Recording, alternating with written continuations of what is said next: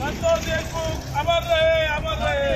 संतोष देशमुख अमर रहे, अमर रहे।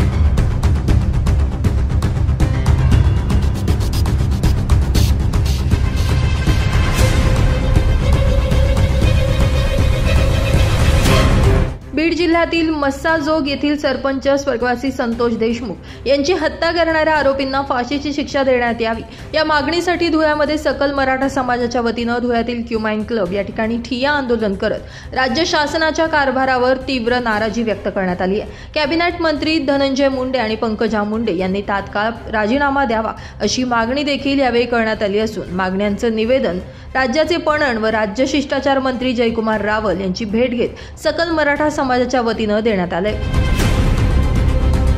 धुळे सकल मराठा समाजाच्या वतीने संतोष दादा देशमुखांच्या हत्येच्या संदर्भात आज आंदोलनाची सुरुवात केली आहे। राज्य सरकारने वेळोवेळी वेळ काढूपणा आज 26 दिवस झालेले, पण संतोष दादा देशमुखांच्या हत्याकरी आज बी अटक नाही आणि वाल्मिक करार सारख्या आरोपीवर 302चा गुन्हा दाखल झाला नाही। त्यामुळे धुळे सकल मराठा समाजाच्या वतीने आज मागणी करत आहोत की वाल्मिक करारावर 302चा गुन्हा दाखल व्हायला पाहिजे, सगळे आरोपींना अटक होऊन फाशी व्हायला पाहिजे आणि फास्ट ट्रॅक कोर्टात संतोष दादा देशमुखांची ही केस चालवायला पाहिजे। राज्य सरकारने तात्काळ निर्णय घेऊन आणि आदेशित करावा अशी धुळे सकल मराठा समाजाच्या वतीने मागणी करत आहोत।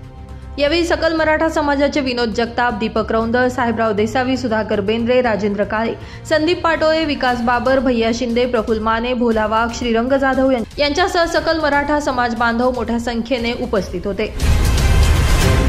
ब्युरो रिपोर्ट, माझा महाराष्ट्र न्यूज, धुळे।